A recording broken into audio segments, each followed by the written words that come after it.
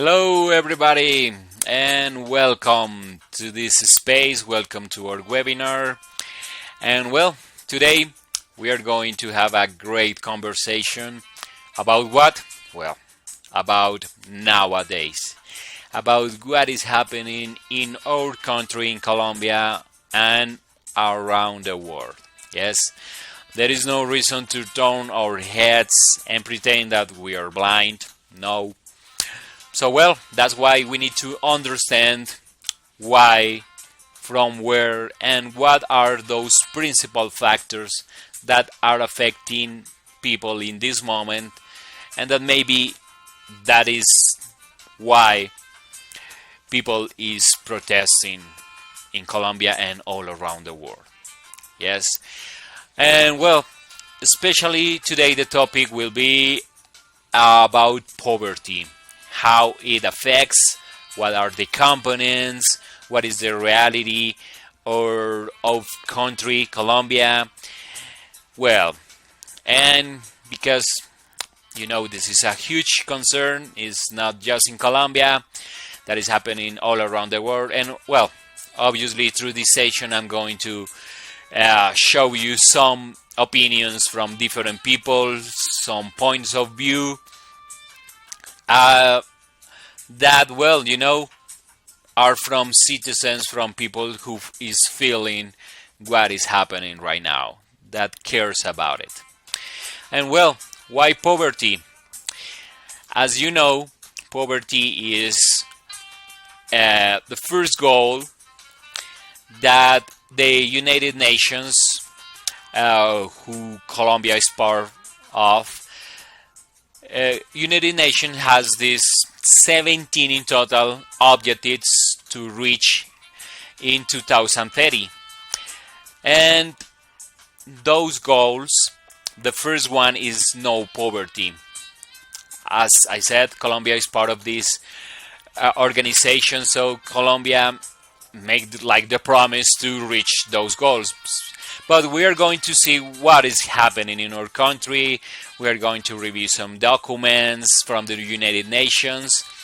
And because remember, we need to understand that poverty includes inequality, vulnerability, work accessibility, access to health system, education services, education level.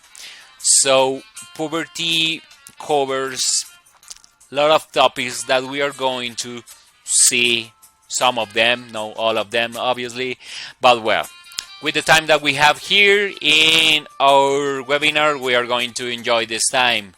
So let's start.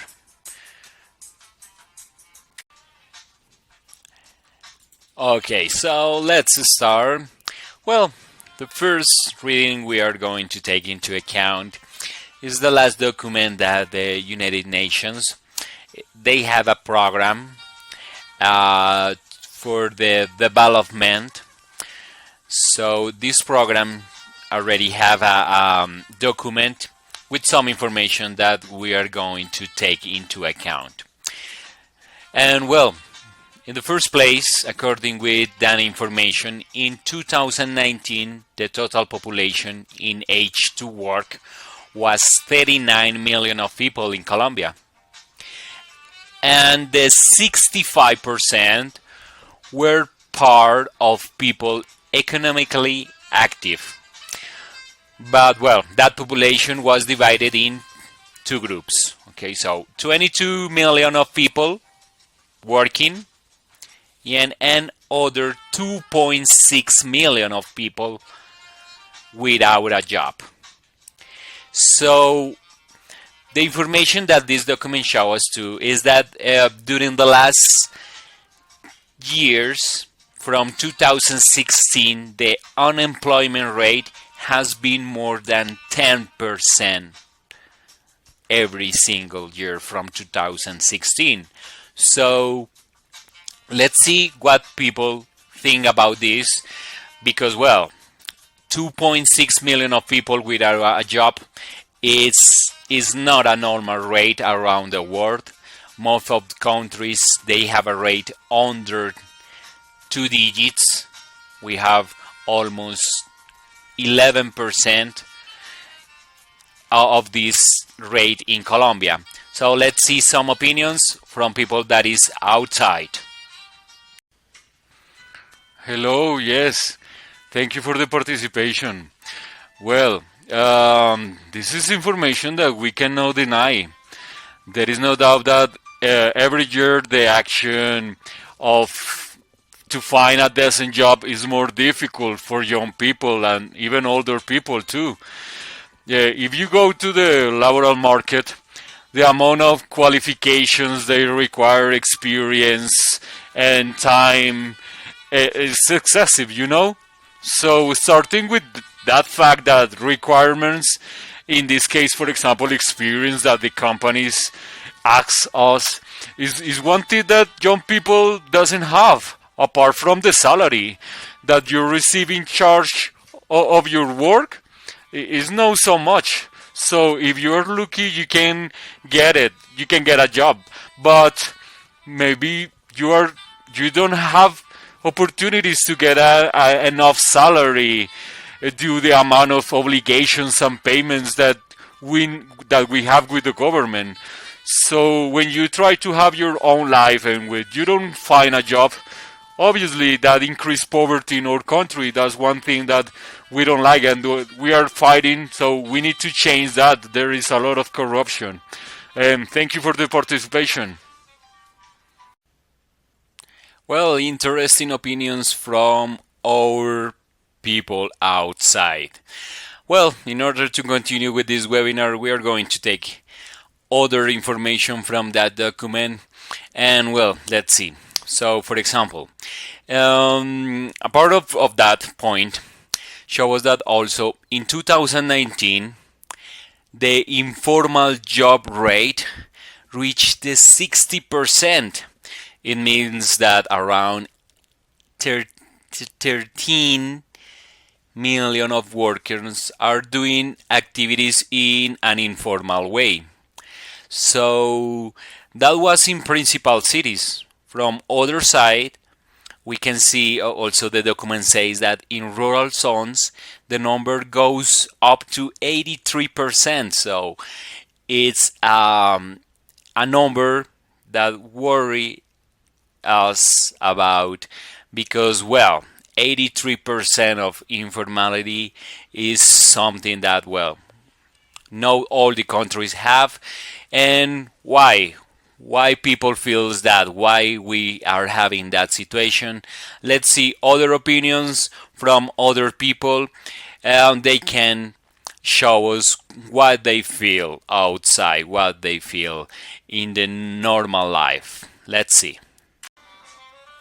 Okay, thank you for your invitation. Well, according with that, what can I say? Well, yes, in the streets, I see a lot of people selling things. For me, sometimes it's disgusting to see people selling things around my office, around everywhere. And well, I think that yeah, maybe the government is not doing a lot to help people. And I understand that companies doesn't offer a good salary in Colombia, but well, it's not our part. I think that government needs to think about taxes and those kind of things to people, or companies just offer what they can in this country.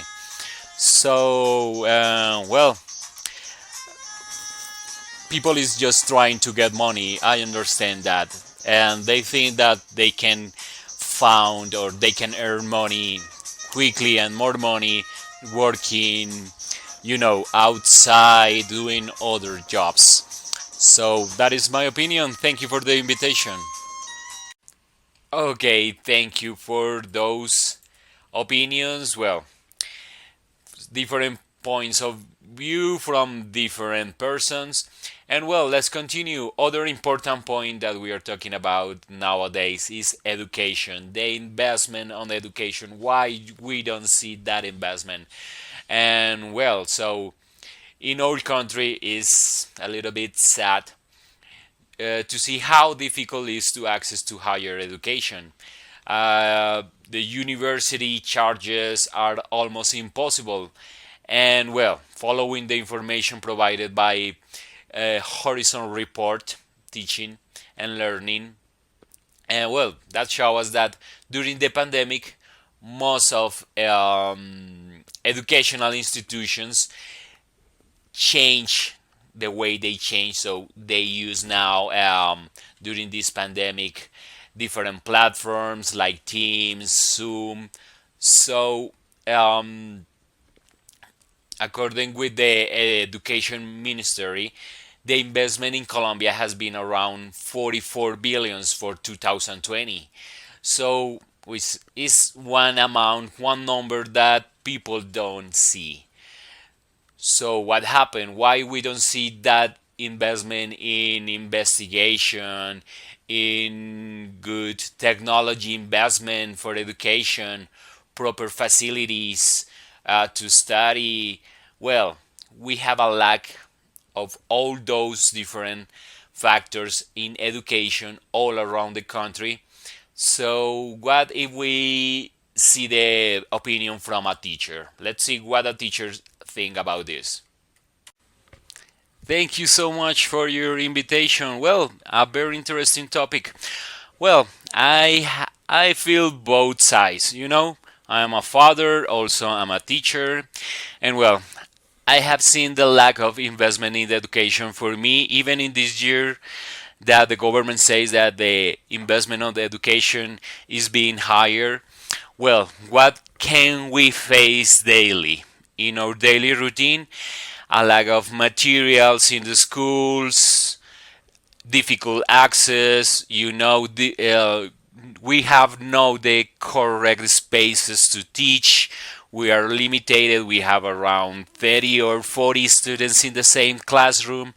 So, and yes, we see how parents are like fighting with that situation, trying to cover the education of their children.